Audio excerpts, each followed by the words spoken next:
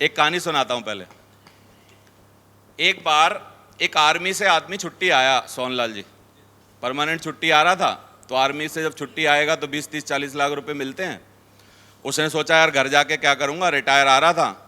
तो उसको किसी से आदमी ने, बोलते हैं अगर किसी को बर्बाद करना हो तो किसी को व्यापार खुलवा दो, तो उसको मुर्गी फार्म खुलवा दिया किसी ने। सही है। समझदार आदमी ने फौजी आदमी को क्या खुलवा दिया, मुर्गी फार्म। मुर्गी फार्म खुलवाया तो अब पैसे कम पड़ गए, उसने बैंक से लोन ले लिया, बैंक से कुछ लोन ले लिया। तो अब मुर्गियां किसकी हो गई लोन लेते ही, बैंक वालों की।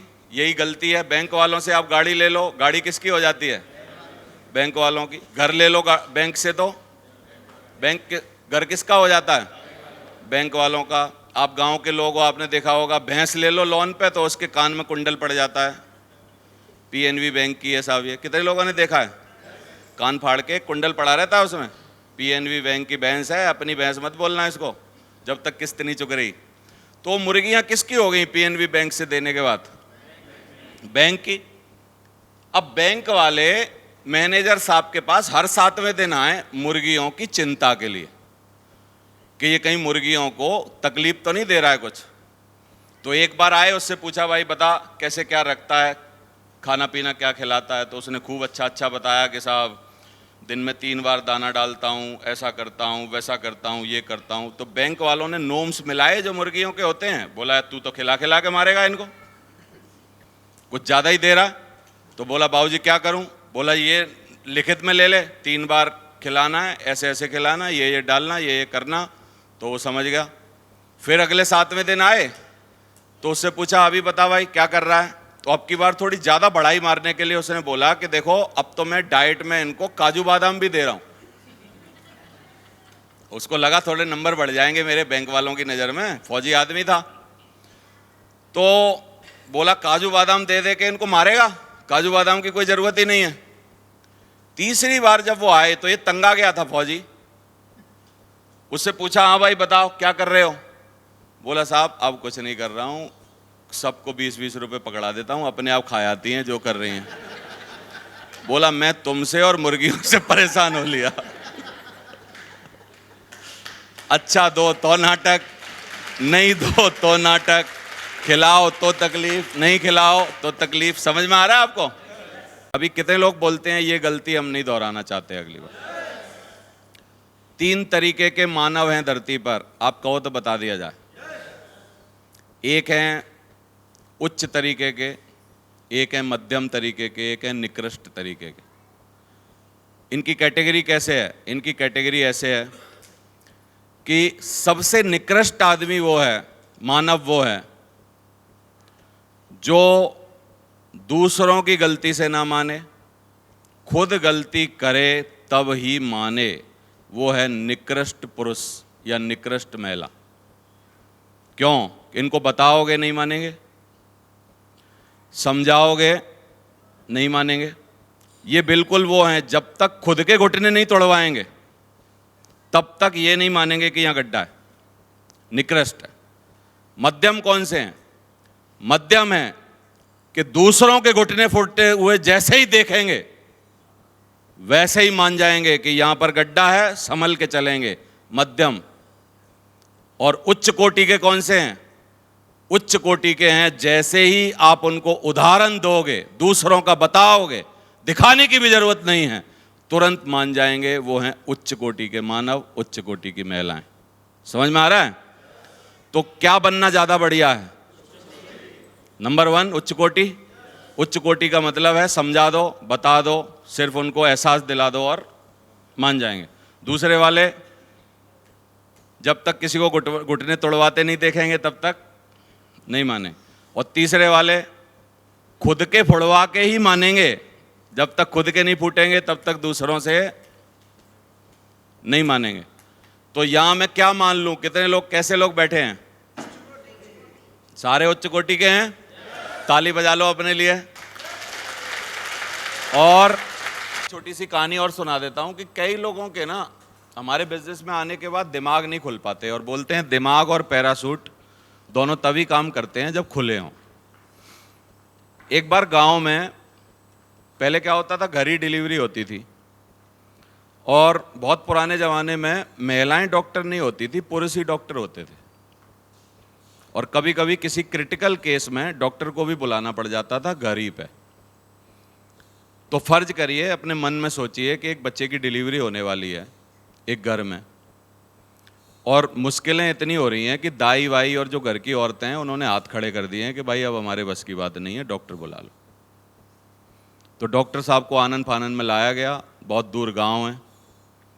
डॉक्टर साहब को उस कमरे में भेज दिया गया जहां डिलीवरी हो रही है, और गेट क्योंकि डॉक्टर साहब ने बंद कर रखा है, एक छोटा सा उसमें से ना मोखला सा है, खिड़की सी है ना, रोशनदान है ऐसे बोल लो, उसमें से वो गर्दन निकाल देते हैं, कुछ मांगना हो तो डॉक्टर साहब मांग लेते हैं उसमें से।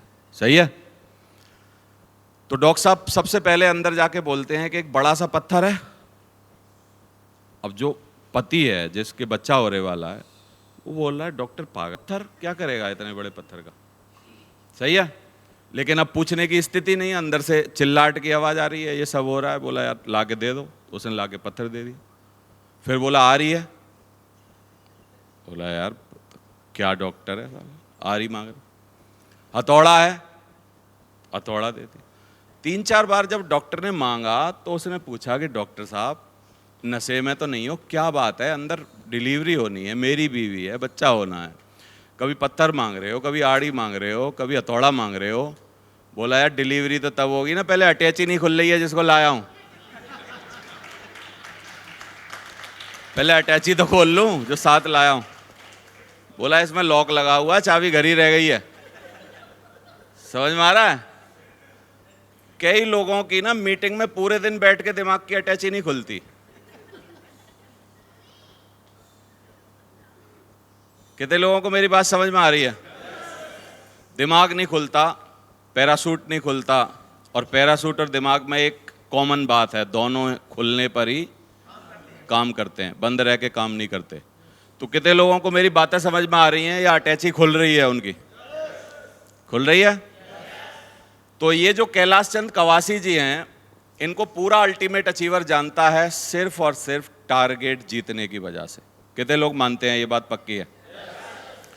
इस बंदे ने जोर ना लगाया होता, मेहनत ना की होती, प्लान ना दिखाए होते, दमदारी से काम ना किया होता, और सिर्फ इनका ही योगदान नहीं है इनके टारगेट में, इनकी बहुत अच्छी टीम बनी है, कोर टीम है, इनके अपलाइन हैं अमित जी और जेपी जी जैसे। कोई भी टारगेट जब जीतता है या कोई भी विनर कुछ करके दिखाता है तो नाम तो उसका होता है, फोटो तो उसका चलता रहेगा, तब तक बकते रहेंगे, जैसे ही डंडा बंद उनका भगना बंद। ये वो लोग हैं जिनका अंडा अंदर से नहीं फूटता, इनका अंडा कहां से फूटता है, बाहर से, कोई और तोड़ता है। तो मैं क्या बोल रहा हूं, मैं बोल रहा हूं कि जिस भी बंदे को कवासी जैसा नाम करना है, टारगेट जीतना है, विनर बनना है, अपने ऊपर मोहर लगानी है कि यार मैं वास्तव में विजेता हूं, सबसे पहला काम उसको अपने अंदर वाला मन बनाना पड़ेगा कि कुछ भी हो जाए इस बार मेरा नाम टारगेट विजेताओं में आएगा ही आएगा। बोलो आप। और आप लोग फील कर रहे होंगे कि हर बार टारगेट आता है, हर बार हम आधा अधूरा मन बनाते हैं, हर बार हमारे डायरेक्टर जो टीम है हमारे साथ, जो भी अपलाइन लाइट बॉय ये वो जो भी आपके यहां पर हैं, वो सब प्रयास करते हैं आपके ऊपर, लेकिन अंत तो गत्वा लास्ट में होता क्या है, हीरो हार जाता है। हीरो क्या करता है, हीरो कभी मोबाइल बंद कर लेता है, हीरो कभी टाइम पे नहीं आता, हीरो कभी साथ नहीं देता अपलाइनों का, कभी 10 दिन साथ देता है, बाद में किसी शादी में घुस जाता है, कभी किसी काम में घुस जाता है, कोई बहाना बना देता है, कोई बीमार हो जाता है।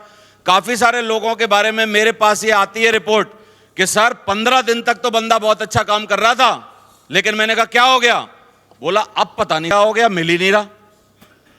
समझ में आ रहा है आपको। यानी आधे अधूरे में छोड़ के भाग जाते हैं कई लोग, और वो लोग कभी भी ऐसा दुनिया में हिंदुस्तान में नाम नहीं बना पाते, नाम नहीं बना पाते जैसा कि टारगेट 5 बार जीत के कैलाश चंद कवासी ने बनाया। बोलो आप। तो कितने लोग बोलते हैं कि पूरे हिंदुस्तान में कैलाश चंद कवासी को लोग जानते होंगे, किस लिए,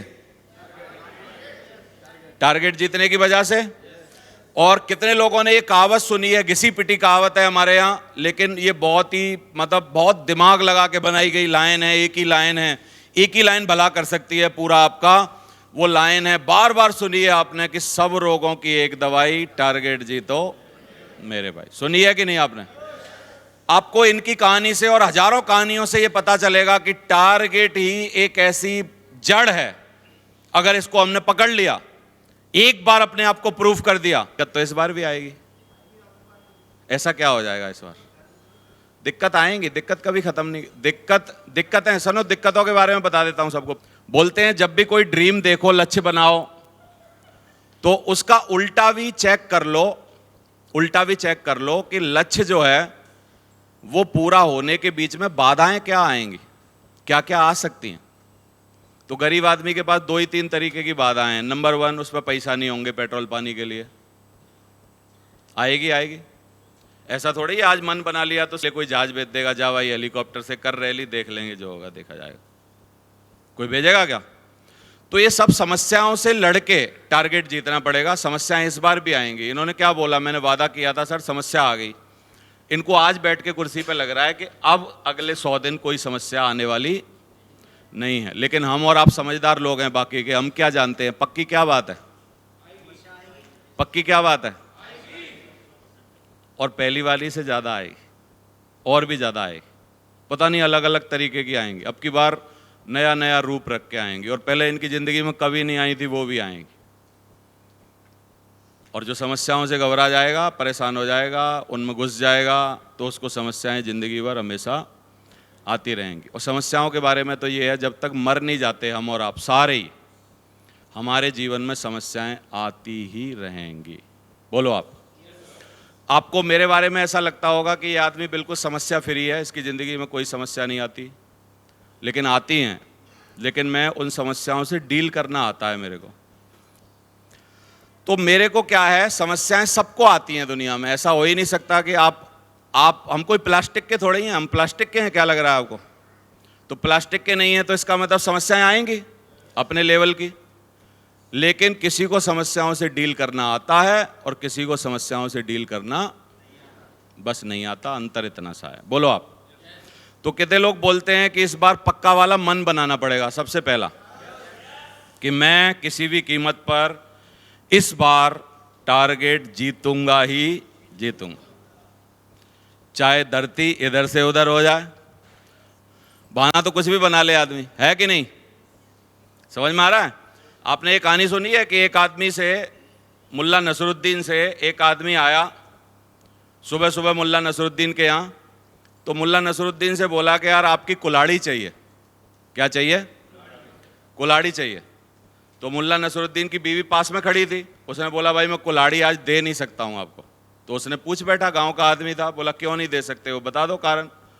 बोला कुल्हाड़ी इसलिए नहीं दे सकता क्योंकि आज मेरे को दाढ़ी बनानी है। कुल्हाड़ी किस लिए नहीं दे सकता? क्योंकि आज मेरे को दाढ़ी बनानी है। तो उसकी बीवी खुद ही बोली कि मुल्ला जी पागल हो गए हो, दाढ़ी का कुल्हाड़ी से क्या संबंध? दाढ़ी का कुल्हाड़ी से क्या संबंध? मुल्ला जी पीछे मुंह करके बोले को देनी नहीं है, यही संबंध है। समझ में आ रही है बात आपको? बहाना है वो, देनी नहीं है ना। कुल मिला के संबंध यही है दाढ़ी का कुल्हाड़ी से। क्या है? कि देनी नहीं है। तो बहाने दुनिया में कितने भी आ सकते हैं, कभी भी बनाए जा सकते हैं, रातों रात बनाए जा सकते हैं।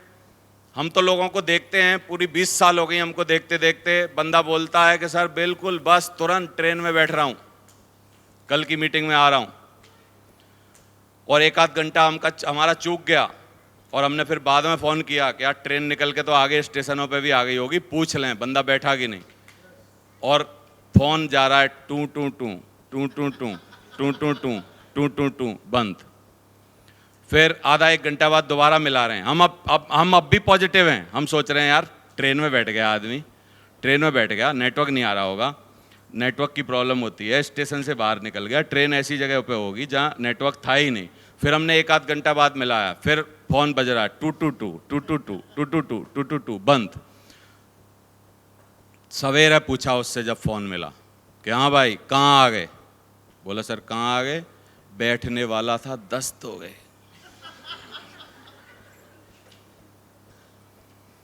अब कितने लोगों को लग रहा है हमको 20 साल का तजुर्बा है कि 1 घंटा पहले तक दस्त नहीं थे, और बैठने के टाइम पे ये कौन से दस्त हुए हैं, क्या लग रहा है हमको नहीं पता होगा। लेकिन हम ऐसे बिजनेस में अब उसको कुछ बोल भी नहीं सकते, हम बोलते हैं दवाई लो। क्या करो? दवाई लो, ग्लूकोज पियो, जितना भी दस्तों के बारे में जानते हैं, इलेक्ट्रॉल पाउडर पियो अच्छे तरीके, और घर ही रहो, और शंख बिल्कुल नहीं बजाना।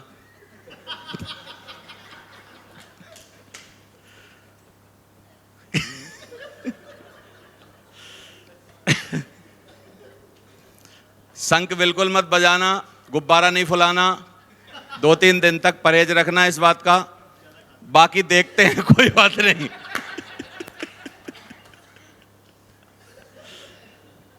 कितने लोगों को समझ में आ रहा है? दाढ़ी और कुल्हाड़ी आ रही है समझ? तो हमारे बिजनेस में सबसे पहले पक्का वाला मन बना लीजिए। कितने लोग बोलते हैं मन बना लिया है सर इस बार? बना लिया? अब दूसरा काम जो जरूरी है वो है, पक्का मन बना लिया है तो बाकी की जगहों से मन को हटाइए, क्योंकि सब जगह मन उलझा रहेगा। सारे काम दुनिया में करने हैं और टारगेट भी करना है, ऐसा काम संभव ही नहीं है। बोलो आप। मैं हर विजेता की कद्र करता हूं हिंदुस्तान में, हर क्षेत्र में। जब भी कोई विजेता हो मैं उसको जल्दी से जल्दी सुनना चाहता हूं, उसका इंटरव्यू देखता हूं। अभी मैंने 2 इंटरव्यू देखे, 2 लोग चर्चा में आए, और मेरा मन ऐसे है कि मैं हमेशा चर्चा में आए हुए लोगों से हमेशा खुश होता हूं, देखता हूं। तो 2 बंदों को मैं आपको याद दिलाना चाहता हूं जिनके मैंने इंटरव्यू देखे, आप भी देखना। एक लड़का है जो IAS बना है, श्रीवास्तव, अभी इसी बार UPSC एग्जाम में, और एक लड़की है जिसने इंटरमीडिएट टॉप किया है। दोनों के मैंने इंटरव्यू देखे और दोनों ने एक कॉमन बात बोली कि जब आपके मन में किसी काम को करने की लगन हो तो बाकी जगहों से लगन हटानी पड़ती है। बाकी जगहों से क्या करनी पड़ती है? लगन हटानी पड़ती है। और आदमी क्या करता है? लगन सब जगह लगा के रखा हुआ है, 10 चीजें इकट्ठी कर रहा है और इसको भी करना चाह रहा है। तो ये मेरे पिताजी की प्याऊ थोड़ी लगी है जो कर लोगे। बोलो आप। तो जब आपने मन पक्का वाला बना लिया, जैसे मान लो कि मैंने बॉडी बनाने का मन बना लिया है कि भाई मैं 6 पैक एब्स बनाऊंगा और देखने दिखाने लायक बहुत ही गजब की सुंदर बॉडी बनाऊंगा, तो कितने लोग बोलते हैं फिर मेरे को एक ही फोकस रखना पड़ेगा, बाकी की 99 जगहों से अपना मन लगन हटानी पड़ेगी। बोलो आप। आवाज नहीं आ रही? अगर मैंने IAS बनना चुन लिया कि मैं जिंदगी में IAS बनूंगा, तो फिर मेरे को बाकी की जगहों से अपना मन हटाना पड़ेगा। 12th फेल मैंने आपको एक मूवी रिकमेंड की थी, और इस बीच में यदि आप देख सकते हो कहीं YouTube वगैरह पे या कहीं जैसे भी, तो आप उसको जरूर देखना मेरे कहने से। 12th फेल मूवी आपको ये बता देगी कि आप डायमंड क्यों नहीं बन पा रहे, क्यों नहीं बन पा रहे आप डायमंड, वो बता देगी आपको। वो ऐसा करारा जवाब देगी जैसा देवेंद्र शर्मा कभी दे ही नहीं पाएगा। समझ में आ रहा है आपको? तो मैं क्या बोल रहा हूं कि दूसरी जगहों से मन हटाना पड़ेगा। हटा सकते हैं? फिर तीसरा पॉइंट कितने लोग जानना चाहते हैं? तीसरा भी बता दो सर। फिर 4 तरीके के निर्णय होते हैं जिंदगी में। एक होता है मानसिक निर्णय, आसानी से घर बैठे बैठे काजू खाते खाते आदमी ले लेता है, AC में बैठे बैठे, कूलर में बैठे बैठे ले लेता है। मानसिक निर्णय लेने में कभी भी कोई तकलीफ नहीं होती, सही है। फिर दूसरा चैलेंज आता है मानसिक निर्णय के बाद, शारीरिक निर्णय, जो फिजिकल डिसीजन होता है। सबसे ज़्यादा तकलीफ होती है आदमी को मेहनत करते समय, पसीना बहाते समय, काम करते समय, अथक मेहनत करते समय, क्योंकि मेहनत करना आदमी चाहता नहीं है।